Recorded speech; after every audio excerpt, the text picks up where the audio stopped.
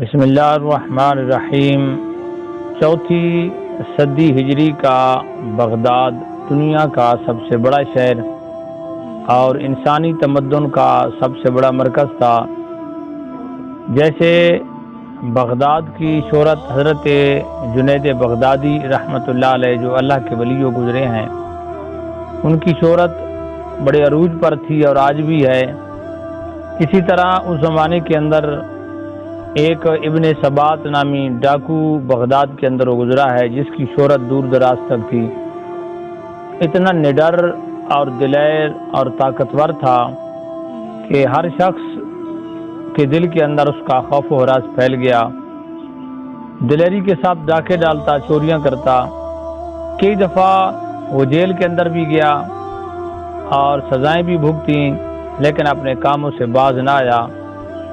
سب سے پہلے اس کی عمر تقریباً 16-17 سال تھی کہ بھوک کی وجہ سے ایک نان بائی کی دکان پہ اس نے چوری کی، جس کی وجہ سے پکڑا گیا۔ اسے جو ہے کوڑے مارے گئے، لیکن اس کے بعد وہ ایک پیشہ ور جو ہے ڈاکو بن گیا۔ بڑے بڑے تاجروں کی تجوریاں اور بڑے بڑے جو ہے سوداگروں کی اور سناروں کی دکانوں کو لوٹنا اس کا معمول بن چکا تھا۔ حتیٰ کہ سزائیں بھی بھگتیں، لیکن وہ اپنے کام سے باز نہ آتا تھا۔ ایک مرتبہ پکڑا، اسے سزا ہوئی، پھر پکڑا گیا، پھر اسے سزا ہوئی، اور حتیٰ کہ آخر کے اندر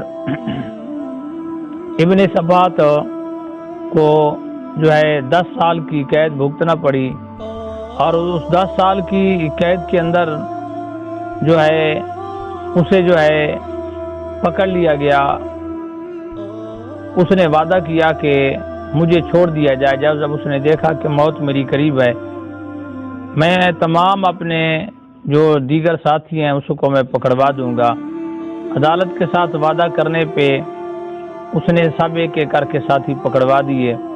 کیونکہ اتنا بڑا ڈاکو بغداد کا تھا، اس نے بہت بڑا جتھا بنا لیا، اور اتنا لوگوں کے دلوں کے اندر خوف تھا کہ بغداد کی مائیں اپنے بچوں کو کہتی تھیں کہ سو جاؤ، نہیں تو ابن ثبات ڈاکو آ رہا ہے۔ اس کی دلیری، اس کی جو ہے خوف و ہراس پورے بغداد کے اندر پھیلا ہوا تھا۔ تو 10 سال کی قید کے اندر وہ چلا گیا، اور 10 سال کی قید بھگتنے کے بعد اس طرح اس نے اپنے ڈاکوؤں کو، دیگر ساتھیوں کو پکڑوا دیا۔ آخرکار وہ باہر آ گیا، رات کا عالم ہے، اور وہ چل رہا ہے کہ مجھے کہیں سے کوئی جگہ ملے اور میں جو ہے ڈاکہ ڈال لوں۔ یوں وہ چلتا چلتا، گرمیوں کا موسم ہے، آدھی رات گزر چکی ہے، اور دجلہ کے پار کرخ کی تمام آبادی نیند کی خاموشی کے اندر ہے۔ وہاں پہ بڑے بڑے امیر زادوں نے اپنی اپنی حویلیاں بنا رکھی تھیں۔ ایک حویلی کے باہر آیا، اندر اس نے دیکھا ایک پھاٹک ہے، اور پھر آگے اس کے بہت بڑے مکانات ہیں۔ وہ اس پہ گیا، اس نے جو ہی ہاتھ رکھا وہ کھل گیا۔ مزید اس نے اندر جا کر دیکھا ایک بہت بڑا مکان ہے، اس کے ارد گرد جو ہے برآمدے ہیں۔ وہ مین جو ہے کمرے کے دروازے پہ پہنچا، اس نے ہاتھ رکھا تو وہ بھی کھل گیا۔ بڑا حیران ہوا کہ نہ کوئی یہاں پر چوکیدار ہے، نہ اندر سے کوئی دروازے بند ہیں۔ اندر اس نے کمرے میں جا کر دیکھا تو بڑا حیران ہوا، جو ہے سادہ سا کمرہ ہے، اس کے اندر ریشم کے کپڑے کے تھان بکھرے پڑے ہیں، اور وہاں پر چمڑے کا گدا موجود ہے۔ کیونکہ اس کا ایک ہاتھ بھی کٹ چکا تھا، اور اس کی جو ہے ایک ہاتھ کے کٹنے کی وجہ سے وہ معذور بھی ہو چکا تھا انہی چوریوں اور ڈاکوؤں کی ڈکیتی کی وجہ سے۔ اب ابن ثبات نے جو ہے ان تمام ریشم کے تھانوں کو اکٹھا کیا، ایک تھان کو کھول کر اس کے اندر ڈالا۔ ہاتھ اس کا ایک تھا، وہ باندھ نہیں سکتا تھا، بڑی کوشش کی، اور وہ تھک چکا تھا، پسینے سے شرابور ہو چکا تھا۔ اسی دوران اس نے کیا دیکھا کہ دروازہ کھلا، اور دروازے کے سامنے ایک شخص جو ہے وہ چراغ لے کر کھڑا ہے۔ اس کی روشنی سے پورا وہ کمرہ جگمگ کرنے لگ گیا۔ اس کے پیروں سے زمین نکل گئی کہ اب تو میں پکڑا گیا، ابھی تو پہلی رات سی جیل سے آنے کے بعد۔ تو اس نے بڑا وہ خوف زدہ بھی ہوا، اور اس نے ہمت باندھی آنے والے نے چراغ لے کر آگے بڑھا، اس نے کہا پریشان نہ ہو، مجھے لگتا ہے تم تھک چکے ہو اور یہ میں تیرے کپڑے باندھ دیتا ہوں، تم اس طرح کرو کہ اس نے چادر بچھائی، یہاں تھوڑی دیر سستا لو، آرام کرو، ٹیک لگا کر یہ کپڑے میں تیری باندھ دیتا ہوں، تیرا ہاتھ بھی معذور ہے۔ وہ بڑا حیران ہوا۔ اس طرح اس آنے والے شخص نے، جو کہ بڑا کمزور ہی نظر آ رہا تھا، اس نے جو ہے کپڑوں کی 2 گٹھڑیاں بنائی۔ اس نے کہا کہ ایک کا اٹھانا مشکل ہے، ایک میں تیرے ساتھ اٹھا کر تیرے گھر پہنچا دوں گا، ایک تم اٹھا لینا، اور تم تھک چکے ہو، پسینے سے شرابور ہو چکے ہو۔ رومال اس نے اٹھایا اور اس کے پسینے کو صاف کیا، اس نے چادر بچھائی، یہاں پر آرام کر لو۔ اب تھوڑی دیر بعد وہ گیا، اس نے کہا میں تیرے لیے دودھ لے کر آتا ہوں۔ اتنا ابن سواد بغداد کا عظیم ڈاکو حیران تھا۔ پہلی مرتبہ اس کے دل کے اندر خیال آیا کہ شاید یہ بھی ڈاکو ہے۔ ہم دونوں اچانک اکٹھے ہوئے، اس علاقے کے اندر رہنے والا ہوگا اور اس گھر والوں سے واقف ہوگا، اسے پتہ ہوگا کہ گھر میں کوئی نہیں ہے، اس لیے تسلی سے یہ مجھے بٹھا رہا ہے، میرے لیے دودھ گرم کر کے لے آیا۔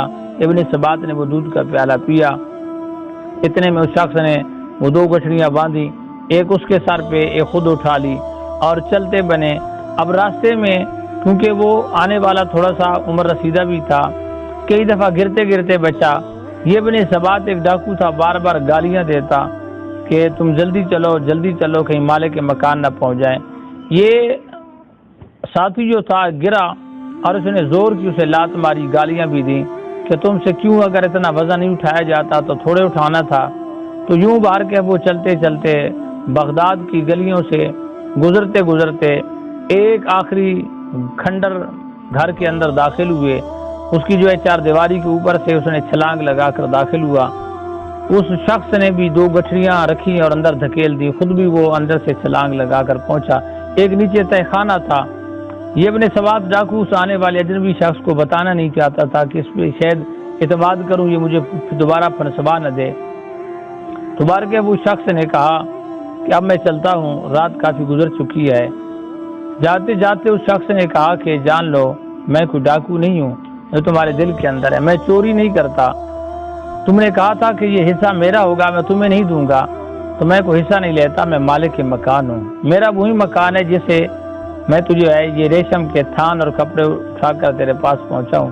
وہ بڑا حیران ہوا کہ عجیب، آج کی زندگی میں پہلے ہی شخص آیا ہے کہ ڈاکو کو مالک کے مکان خود جو ہے سامان بندوا کر اس کے گھر تک پہنچا دے۔ بار کے وہ جانے والا وہاں سے چلا گیا۔ رات اس کی بڑی مشکل گزری۔ صبح مؤذن نے اذان دی۔ بغداد کی گلیوں کے اندر لوگ دوڑ دوڑ کر مسجد کی طرف آ رہے ہیں۔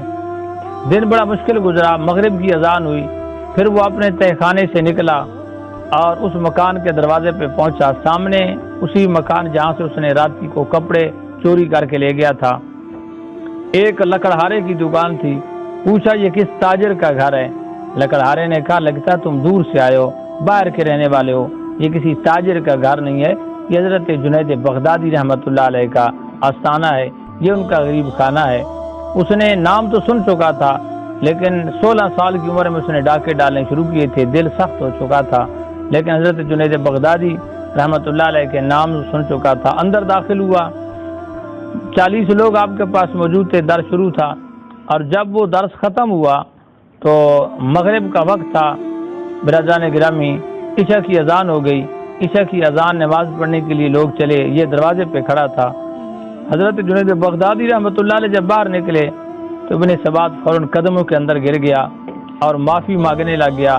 تو آپ رحمۃ اللہ علیہ نے فرمایا کوئی بات نہیں ہے، جب تو آ ہی گیا ہے تو اب جو ہے خیر ہی خیر ہے۔ یوں محترم سامعین کرام، حضرت جنید بغدادی رحمۃ اللہ علیہ نے شفقت بھرا ہاتھ اس کے قریب کیا، اسے سینے سے لگا دیا، اور یوں وہ ابن سواد بغداد کا ڈاکو جو ہے جنید بغدادی کی محفل میں رہتا رہتا زمانے کا ولی کامل بن گیا۔ حضرت جنید بغدادی رحمۃ اللہ علیہ اکثر فرمایا کرتے تھے کہ ابن سبات نے وہ راہ لمحوں کے اندر طے کر لی کہ جس کو دوسرے کئی سالوں کے اندر طے نہ کر سکے، اور ابن سبات 40 سال تک دنیا کی دہشت گرد سزائیں ابن سبات کو نہ بدل سکی کہ محبت بھرے جملوں نے، حضرت جنید بغدادی کے محبت بھرے جملوں نے ایک لمحے کے اندر بھی اس چور اور عظیم ڈاکو کو اللہ کا ولی کامل بنا دیا۔